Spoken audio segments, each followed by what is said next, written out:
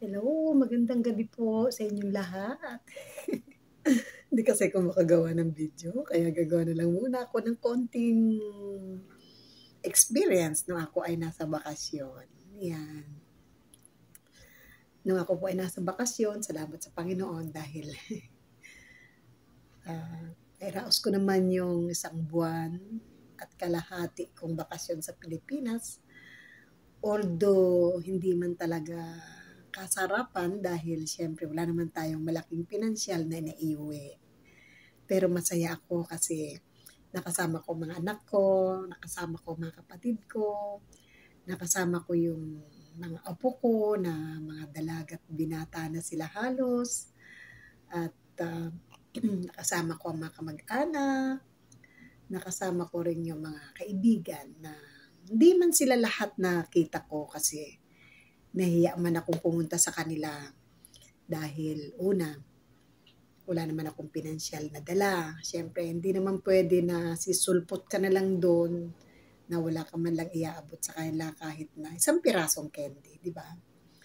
Nahiya talaga ako sa kanila kasi inasahan talaga nila na nakita nila ako. Kasi for 5 years na hindi ako nakauwi since 2018. Last July lang ako nakauwi. June 24 lang ako talaga nakauwi. At syempre, sabik sana kami sa isa't isa dahil mamimit namin yung bawat isa sa aming magkakaibigan, magkakapitbahay. Pero hindi nangyari. Pero meron mga taong mahalaga sa buhay ko na na-meet ko talaga. Naging bahagi sila ng buhay ko nung kasalukuyang ako yung nasa lugmok ng kabuhayan. Sabihin na nating lugmok yung panahon na taghirap ako. Sila yung umalalay sa akin, sila yung nagbigay sa akin ng hanap buhay, sila yung hindi ako iniwan until now. At nagpapasalamat ako dahil ganun na lang nila ako tinanggap uli nung kami ay nagkita bago ako umalis. Nagpapasalamat ako sa kanila kasi nakita ko yung pagmamahal nila bilang kaibigan, bilang dating kapitbahay, bilang ate na rin. Although sila ay may mga katungkulan sa gobyerno, ganun pa man narating na nila yung maganda ng buhay, pero nagpapasalamat pa rin ako sa kanila at hindi pa rin nawawala ang pagtawag nila sa aking ate. Salamat sa kanila dahil sa kabutihan nila ay binalik ng Panginoon yung mga pagmamahal nila sa kapwa nila. Salamat sa pamilyang yan, pamilyang Soriano. Maraming salamat sa inyo. Siyempre sa mga kamag-anak ko na binigay yung best nila nung ako ay umuwi ng Pangasinan. At sa kapatid ko siyempre na sa financial support, siya yung umalalay sa akin. Sa mga kamag-anak namin na pinuntahan namin sa Pangasinan dahil nakarating pa kami ng Pangasinan Beach. Siyempre masaya, kasama ko yung mga anak ko, mga apo ko, mga kapatid ko. Di man kami kumpleto, pero nairaos namin yung araw na yun. Nakauwi rin kami ng maluwalhati kasi umalis kami madaling araw, dumating kami doon umaga na. Kinahaponan nakauwi din kami ng Maynila ng maluwalhati, maayos at safe kaming nakarating sa bawat bahay-bahay namin. Ganun pa man, sa pagbabakasyon ko, hindi ko man nakita ang mga pinangarap kong makita katulad ni Crisanto, ni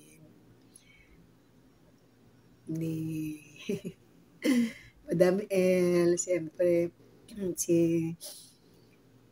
sino ba ito? Si Dasilio, yan. Hindi ko man lang sila na-meet, siyempre, kasi nahihiya din naman akong humarap sa inyo, mga anak. Kaya maunawaan nyo sana si nanay, ha? At siyempre, hindi naman kasi ako yung hindi naman ako sa takot bumiyahe. Siyempre, nung umaalis naman ako kasi kasama ko si Ma'am Jen na laging umaalalay sa pinansyal, sa pagpunta namin kung saan man kami abutin ng aming mga paa. Kay Milanyo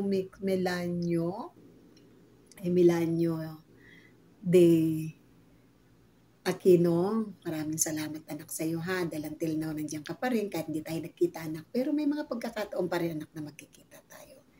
God will na lang din, di ba?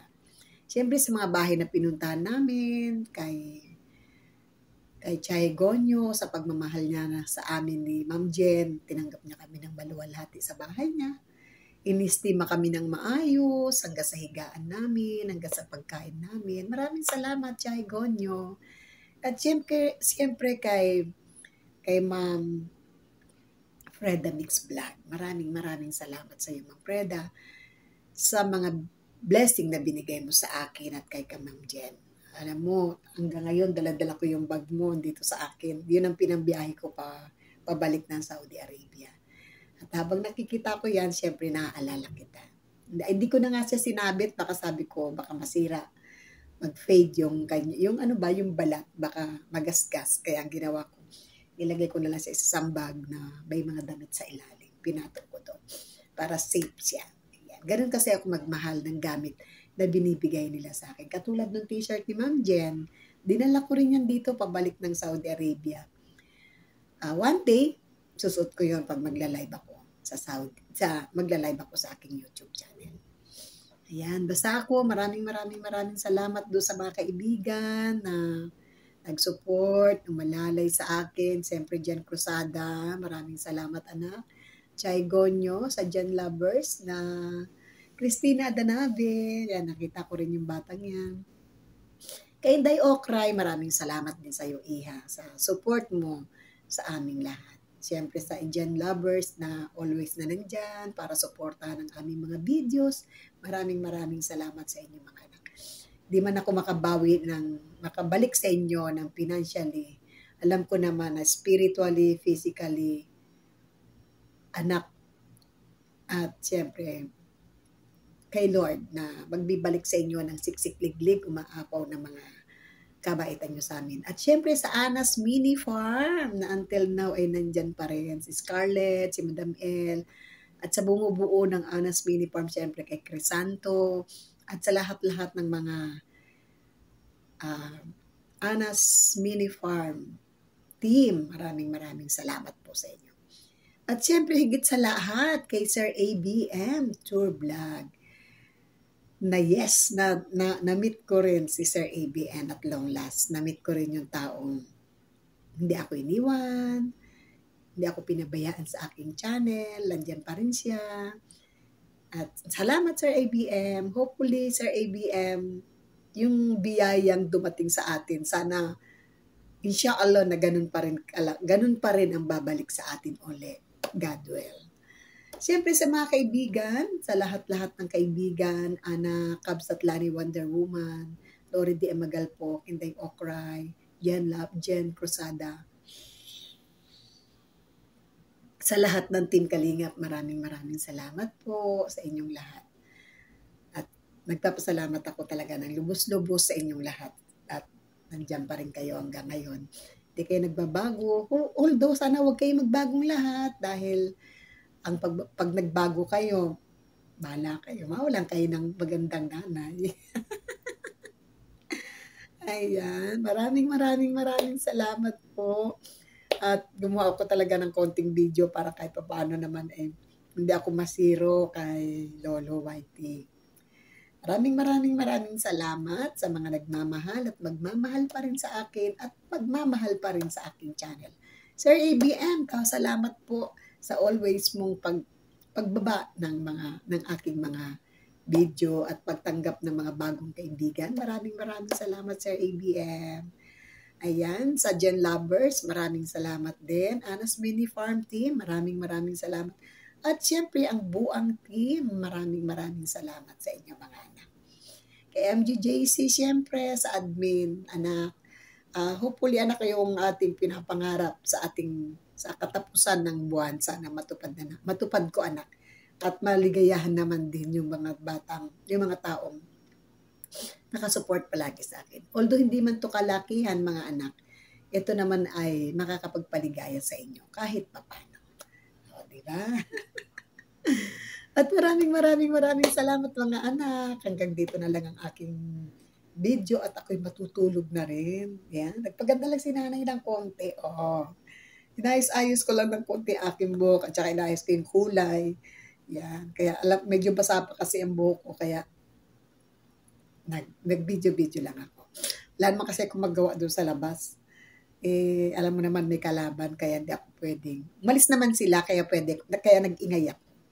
Umalis sila ako na mag-isa rito sa bahay kaya nakapagdaldal ako na nakapagdaldal.